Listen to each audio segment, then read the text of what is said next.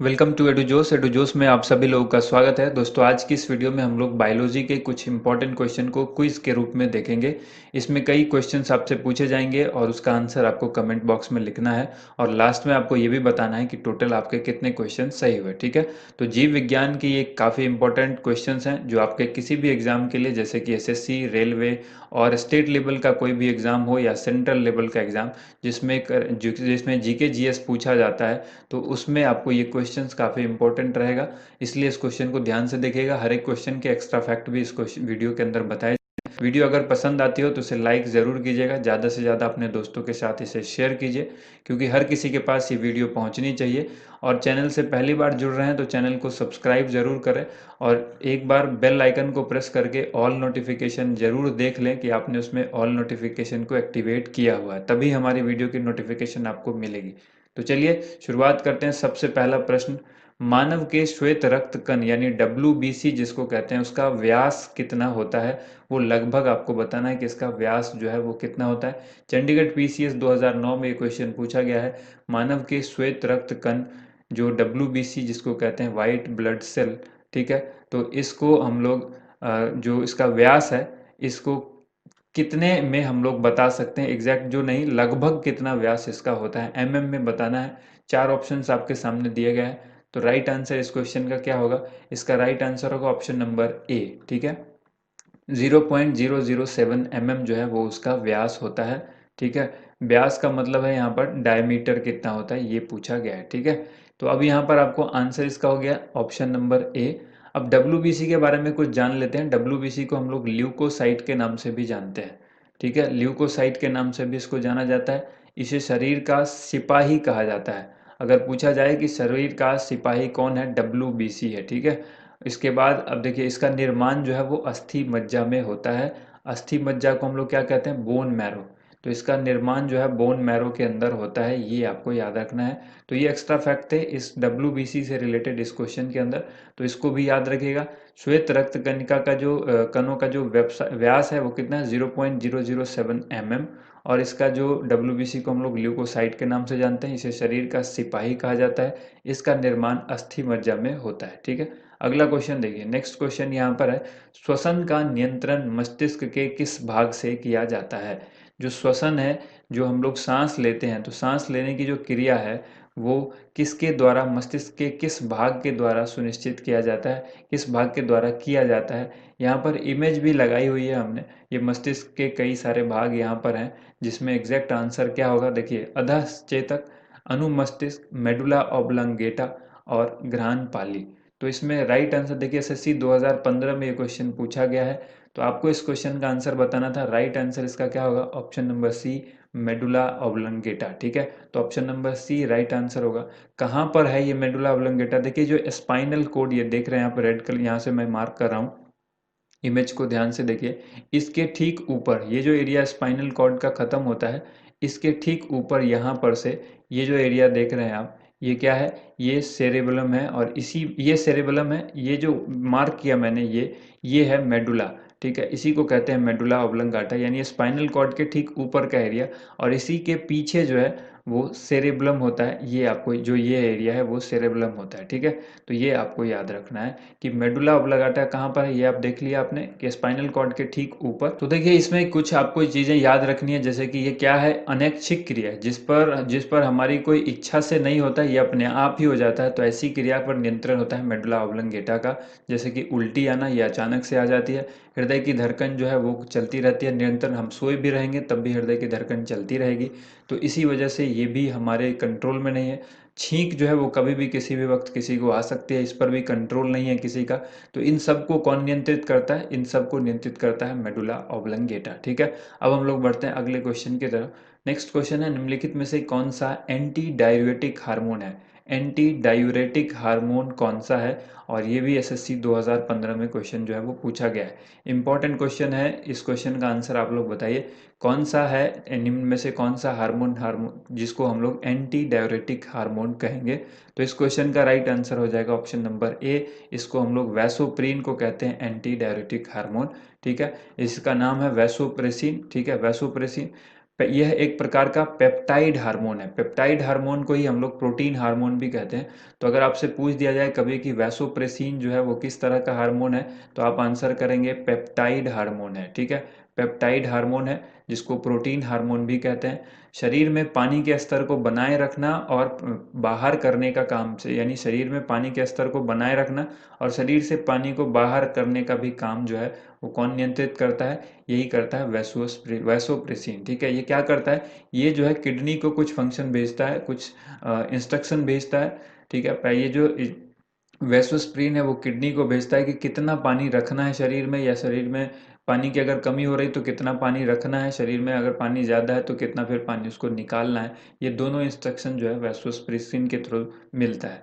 अगला क्वेश्चन यहाँ पर देख लेते हैं। नेक्स्ट क्वेश्चन है, सोयाबीन में प्रोटीन का प्रतिशत कितना होता है? तो सोयाबीन में प्रोटीन की प्रतिशत मात्रा पूछी गई, कितने मात्रा में सोयाबीन के अंदर जो है वो प्रोटीन पाया जाता है। ऑप्शन यहाँ पर दिया गया है 42%, 50%, 60% या फिर 80%। आईएएस के एग्जाम में 1997 में ये क्वेश्चन पूछा गया है। इस क्वेश्चन को आप बहुत ही ध्यान से आंसर कीजिएगा। लगभग यहाँ पर आप इस क्वेश्चन का आंसर इस तरह से दे सकते हैं कि लगभग 40% के आसपास जो है वो प्रोटीन पाया जाता है सोयाबीन के अंदर में। कई जगह पर आप देखेंगे 40, कहीं पर 40 से 42, 40 से 41 या कहीं 38 से 40 भी लिखा होता है। ठीक है, तो यहाँ ऑप्शन में हमारे पास जो निकटतम है वो 42 है, इसलिए राइट आंसर क्या हो जाएगा? Option number A. ठीक है, अब यहाँ पर आपको याद रखना है सोयाबीन का वैज्ञानिक नाम आप याद रखिएगा। सोयाबीन का वैज्ञानिक नाम होता है ग्लाइसिन मैक्स। ठीक है, अगर आपसे पूछे कि सोयाबीन का जो वैज्ञानिक नाम है वो क्या है, तो इसको हम लोग ग्लाइसिन मैक्स कहेंगे। और भारत में मध्य प्रदेश में सबसे ज़्यादा उत्पादन होता है सोयाबीन का। और विश्व में अगर कहें तो विश्व का 60% जो है वो कहाँ पर होता है? अमेरिका में इसका उत्पादन होता है, ये आपको याद रखना है। विश्व में 60% जो सोयाबीन है वो अमेरिका से उत्पादित होती है।